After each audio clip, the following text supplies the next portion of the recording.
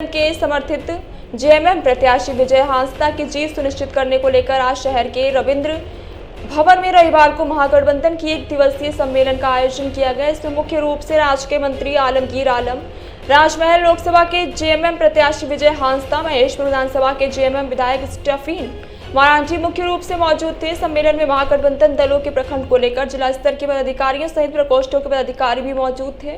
मौके पर उपस्थित इंडिया गठबंधन के कार्यकर्ताओं को लोकसभा चुनाव में इंडिया समर्थित उम्मीदवार विजय हांसदा की जीत को सुनिश्चित करने को लेकर रणनीति तय की गई। बैठक में अलग अलग वक्ताओं ने अपने तरीके से चुनाव में जीत सुनिश्चित करने को लेकर अपने विचारों को रखा। कार्यकर्ताओं को संबोधित करते हुए मंत्री आलमगीर आलम ने कहा कि राजमहल लोकसभा से इंडिया के प्रत्याशी विजय हांसदा को जीत दर्ज करवाकर दिल्ली भेजकर राहुल गांधी के हाथ को मजबूत करना है। विजय हांसदा इस बार हैट्रिक लगाएंगे। इसके लिए सभी कार्यकर्ताओं को बूथ स्तर पर एकजुट होकर काम करना है। मंत्री ने कार्यकर्ताओं को एकजुटता के साथ सभी बूथ पे सशक्त भूमिका अदा करने का आह्वान किया। यही कह सकता हूँ कि बहुत बढ़िया तरीके से हमारे तमाम जो दल के कार्यकर्ता ये समझ चुके हैं कि जो हमारे पार्टी से नेता गए हुए हैं उनका मकसद सिर्फ और सिर्फ बीजेपी को फायदा दिलाना है। आज जिस लोबिन बाबू की बात की जा रही है वो बहुत सारी तोहमत हमारे ऊपर लगाए, लेकिन अगर हम बात कहें तो ईसीएल में नौकरी उनके बेटे का हुआ फर्जी डॉक्यूमेंट में। अगर यहाँ के युवाओं को रोजगार अगर वो दिला पाते तो फर्जी डॉक्यूमेंट में तो और भी लोगों को रोजगार दिला सकते थे, लेकिन आज तक जो है सिर्फ और सिर्फ वो अपने बेटे के लिए काम किए। आज अगर 30 साल में 4 प्रखंड के अंदर उन्हें एक भी कार्यकर्ता ऐसा नहीं मिला कि जो कि उनका प्रतिनिधि बन पाए, आज उनके प्रतिनिधि भी उनके बेटे ही हैं। तो यहाँ के लोग समझ चुके हैं जो भी वो कार्य करेंगे अपने बेटे के लिए करेंगे। आज जो भी जल जंगल जमीन की लड़ाई जो है जेएमएम के कार्यकर्ता लोग लड़ेंगे और बाद बाकी फायदा जो है उनके बेटे लेंगे।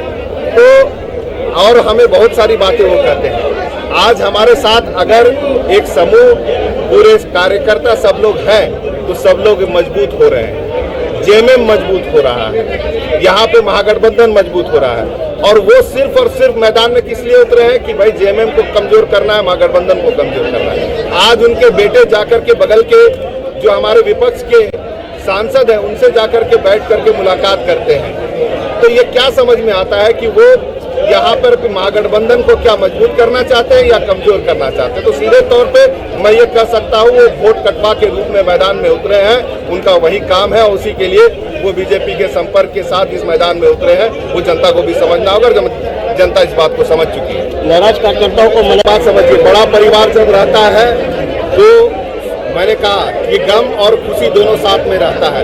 लेकिन एक बात जो हमारे सभी दल के नेतागण ने बोला कि सब हम लोग मिलजुल कर एकजुट होकर के काम करेंगे और वो मजबूती हमारा मैदान में जरूर आपको दिखेगा। धन्यवाद सर। यहाँ जो पहला जून 5 जून का जो वोट था हमारी गठबंधन प्राप्ति का जो चुनाव चिन्ह जो है तीर, और इससे देश का जो है कमजोर और कमजोर होते जा रहा है। कहते हैं कि हम 56 इंच की सीना वाले हैं, आधा जो है चीन का बहुत सारे जो है चीन जो है बहुत सारी जो इंडिया का जमीन बेचाती है। आप सिर्फ इवेंट करते हैं, देश और विदेश में प्रचार कराते हैं, लेकिन इसका इस देश की नौजवानों का क्या हाल है हकीकत उसके बारे में आपने 10 सालों में नई नौकरी जो पुराना नौकरी पड़ा हुआ तो उसको भी देने के काम नहीं किया, नई नौकरी तो दिया ही नहीं और करीब करीब 70 लाख जो है नौकरी से निकाला। आखिर यहाँ के देश के नौजवान कहाँ जाएंगे? जब नौजवानों ने चिल्लाने लगा तो अग्निवीर योजना लाया, 4 साल कॉन्ट्रैक्ट में, उसके बाद वो कहाँ जाएंगे? ये सारी बातों को रखने के हम लोगों ने काम किया है और उनके नेताओं ने कहीं कहीं कहते हैं कि अगर हमारी सरकार आएगी तो हम जो है संविधान को जो है हम संशोधन हम करेंगे। और निश्चित तौर पर यह कहा जा सकता है कि भारतीय जनता पार्टी के कार्यकाल में लोकतंत्र जो है कमजोर हुई है, जो संस्थाएं थी वो भी कमजोर हुई है और देश तरक्की के रास्ता पर नहीं है, सिर्फ इवेंट मैनेजमेंट में तरक्की है, लेकिन लोगों को कुछ नहीं मिला है।